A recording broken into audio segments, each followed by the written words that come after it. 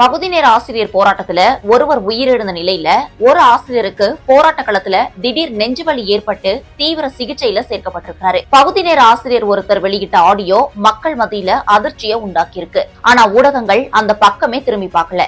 Ticket எடுத்துட்டு park station போலான்னு சொல்லிட்டு போராட்டத்துக்கு கிளம்புறேன். கிளம்பும் டிக்கெட் கவுண்டர்ல போயிட்டு அந்த டிக்கெட் எடுக்கிற இடத்துல ஸ்கேன் பண்றதுக்கு என் மொபைல் எடுக்கிறேன். எடுத்த உடனே பின்னாடி பேக் பிடிச்சி இழுத்தார் ஒருத்தர். சார் யார் சார் நீங்க கேட்ட உடனே நீங்க இப்போ வாதியார் தானே அப்படின்னு கேட்டாங்க.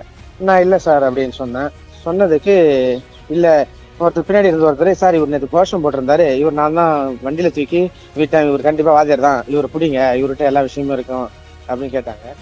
கஞ்சா கேஸ்ல உள்ள போட்டு தள்ளுறான், தெளிவாக்கிற முட்டாள்றா நீ அப்படின்னாரு. நீ போன் மொபைல் லாக் எடுக்க சொன்னா எடுக்க மாட்டேன், மொபைல் கொடுக்க சொன்னா கொடுக்க மாட்டேன், மொபைலை பிடிங்கிட்டு லாக்கு அவங்க என்னுடைய கையை நான் இறுக்கி பிடிச்சிட்டேன். ஒருத்தர் என் கையை பிடிச்சிட்டு ஒரு விரலாம் ஃபிங்கர் பிரிண்ட் வச்சு செக் பண்றாரு சார் எடுக்கிறதுக்கு. நான் என் மொபைல்ல பிரைவேசி எல்லாம் இருக்கும், பிரைவேசி என்ன வாதிருக்கான பிரைவேசி, நான் மாவோயிஸ்டாடா நீ பிரைவேசியா வச்சிருக்கா, ஏன் வாதிருக்கெல்லாம் பிரைவேசி இருக்காதா சார்னு கேட்கறேன். மாவோயிஸ்ட் தானே பிரைவேசி, தீவிரவாதம் தான் பிரைவேசியா இருப்பாங்க மொபைல்ல, நீங்க எதுக்கடா இது மாதிரி பண்றீங்க அப்படின்னு சொல்லிட்டு எனக்கு என் இனத்துக்கும் இதுக்கும் துரோகம் செய்ய மாட்டேன், நீ எந்த பொறுப்புல இருக்கிற, உங்களுக்கு இப்ப மாநில தலைமை இல்ல, யார் உங்களை வழி நடத்துறாங்க சார், மாநில தலைமை வழி நடத்துறாங்க இல்ல, எங்களுக்கு எல்லாருக்குமே அந்த உணர்வு இருக்குது, நாங்க எல்லாருமே உணர்வோட தான் வரோம், சார் தூண்டி விட்டுல நாங்க வரல. செல் எடுத்துட்டு போயிட்டாங்க, என் செல்ல ஏதோ மிஸ்யூஸ் பண்ணிருக்காங்க சார், எனக்கு ரொம்ப வருத்தமா இருக்கு என் செல்ல மிஸ்யூஸ் பண்ணதெல்லாம்.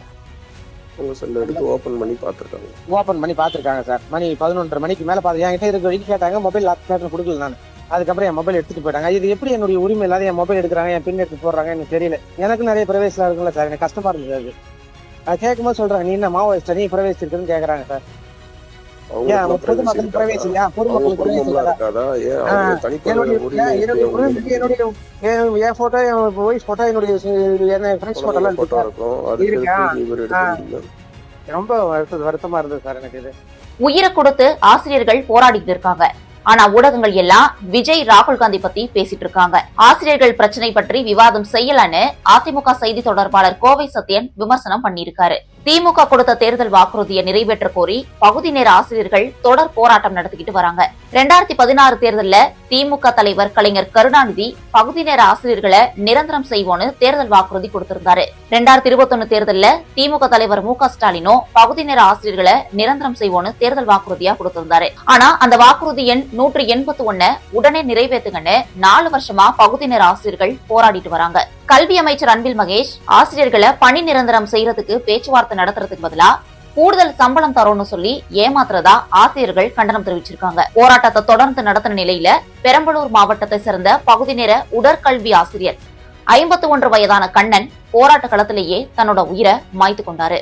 அப்படியும் போராட்டம் தொடர போலீசால் கைது செய்யப்பட்ட பகுதி நேர ஆசிரியர் சேரன் திடீர் நெஞ்சுவலியால பாதிக்கப்பட்டு தீவிர சிகிச்சையில சேர்க்கப்பட்டிருக்கிறாரு.